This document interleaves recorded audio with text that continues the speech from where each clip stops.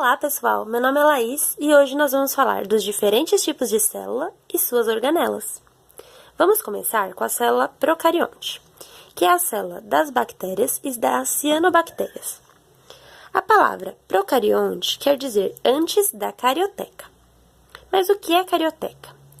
Carioteca é o envoltório nuclear que vai separar o material genético do citoplasma. Mas se a gente observar essa figura, o material genético, cromatina, está disperso no citoplasma. Logo, essa célula não tem carioteca. Ela vai ter parede celular, que é para proteger e dar forma à célula, membrana plasmática, citoplasma e o ribossomo, que é a única organela presente.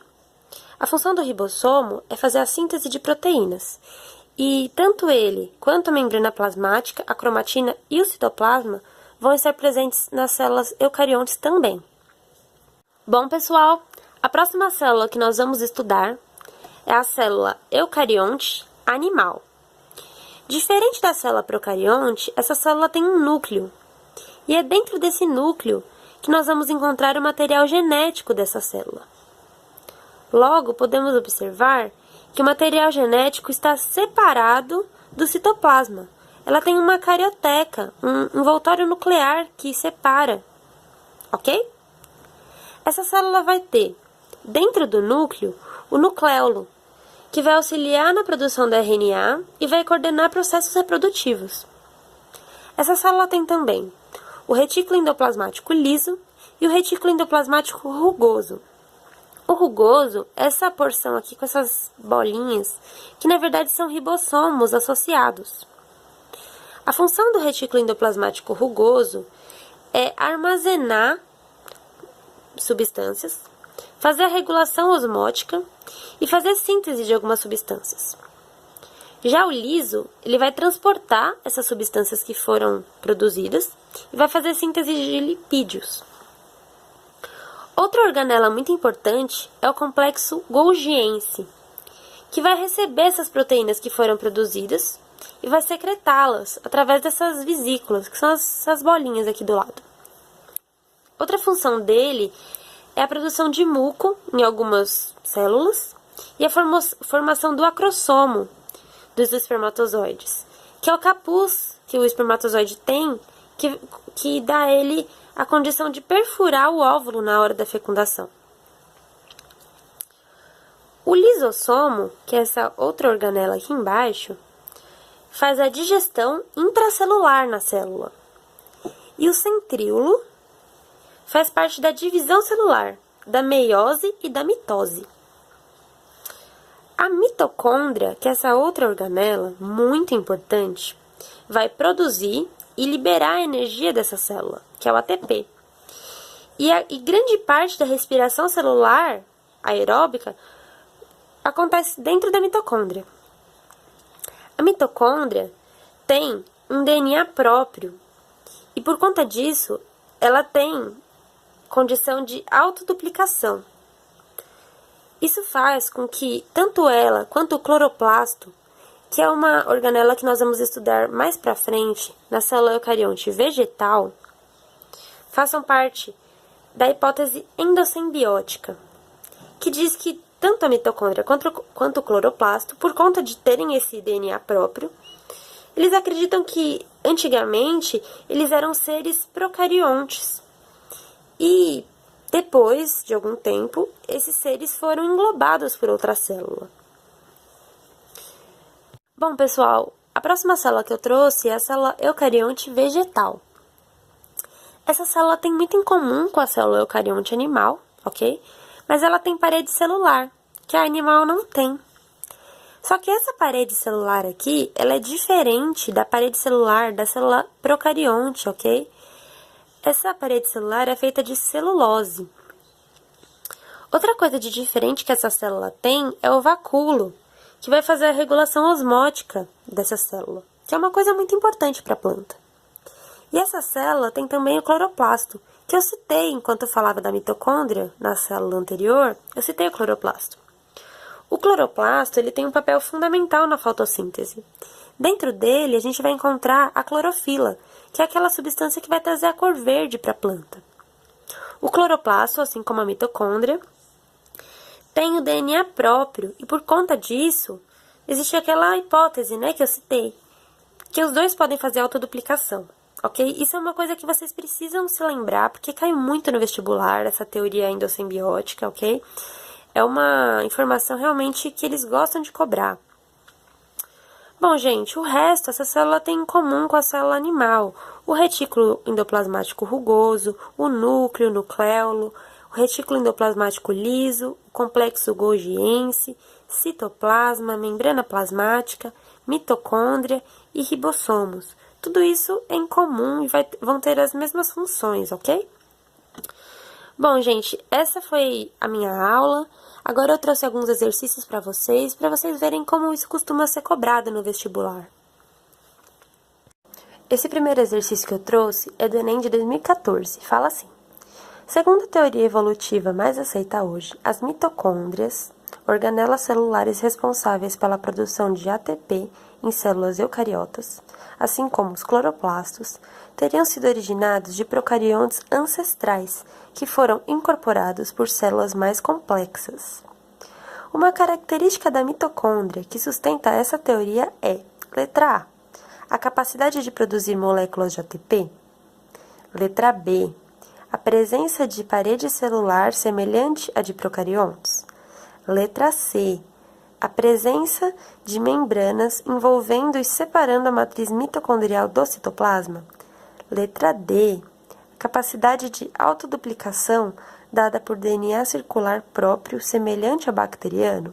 Ou letra E, presença de um sistema enzimático eficiente às reações químicas do metabolismo.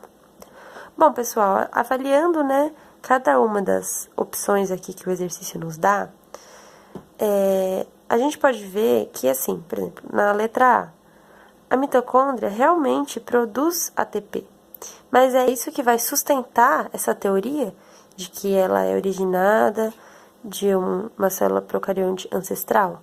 Produção de ATP? Não, né, gente? Porque o cloroplasto não produz ATP. Como ele cita o cloroplasto aqui, o mais aconselhável é você tentar achar a característica que serve para os dois, tanto para a mitocôndria quanto para o cloroplasto. Então, o cloroplasto não produz ATP. Logo, a característica aqui que liga as duas organelas e que vai sustentar essa teoria aqui é a capacidade de autoduplicação dada por um DNA circular próprio e semelhante ao bacteriano. É a letra D. Tá bom, galera? Como eu disse, na aula, é a letra D que vai caracterizar aqui essa teoria. Esse próximo exercício é do Enem de 2013 e ele traz um gráfico pra gente. E fala assim: uma indústria está escolhendo uma linhagem de microalgas que otimize a secreção de polímeros comestíveis, os quais são obtidos do meio de cultura de crescimento. Na figura, podem ser observadas as proporções de algumas organelas presentes no citoplasma de cada linhagem. Qual é a melhor linhagem para se conseguir maior rendimento de polímeros secretados no meio de cultura? Bom, gente, nesse caso aqui, a gente tem que entender uma coisa. Qual é a função de cada uma dessas organelas aqui, Porque o que ele me traz nesse gráfico? 5 linhagens, e em cada linhagem tem uma quantidade X diferente de cada organela. Então, ele está procurando aqui uma linhagem específica para aquilo que ele quer, que é secreção de polímeros, certo? Qual a melhor linhagem para se conseguir maior rendimento de polímeros secretados no meio da cultura? Ou seja, ele quer uma linhagem que consiga secretar mais polímeros. Então, a gente tem que procurar aqui, nessa quantidade, qual é a linhagem que vai ter maior quantidade de organela que vai secretar polímero. Bom, tem a linhagem 1, se você olhar aqui a quantidade, o roxinho em cima é o núcleo, então todas elas têm o núcleo igual. O azulzinho é o retículo endoplasmático. O rosa é o complexo golgiense. E o roxo aqui embaixo é a mitocôndria. Então, assim, qual é, segundo, né, a aula que eu dei agora há pouco, qual é dessas organelas que vai ter a função de secreção de polímeros? Secreção, de jogar para fora da célula aquilo que foi produzido. É o complexo golgiense, certo? Que secreta as proteínas e os polímeros, né, que foram produzidos dentro da célula. Através de vesículas, né? Ele secreta. Então, sabendo que é o complexo golgiense, a gente tem que procurar aqui a linhagem que tem maior quantidade de complexo golgiense, que nesse caso é a linhagem 1, certo? Se você olhar o gráfico, é a que tem maior quantidade de rosinha aqui, ó. Enquanto as outras têm menos, a linhagem 1 tem mais. Então, a resposta é a linhagem 1, letra A. Tá bom? E aqui eu trouxe mais um exercício, né, de Enem 2013, que fala assim: a estratégia de obtenção de plantas transgênicas pela inserção de transgenes em cloroplastos, em substituição à metodologia clássica de inserção de transgene no núcleo da célula hospedeira, resultou no aumento quantitativo da produção de proteína recombinante com diversas finalidades biotecnológicas. O mesmo tipo de estratégia poderia ser utilizada para produzir proteínas recombinantes em células de organismos eucarióticos não fotossintetizantes, como as leveduras, que são usadas para a produção comercial de várias proteínas recombinantes e que podem ser cultivadas em grandes fermentadores.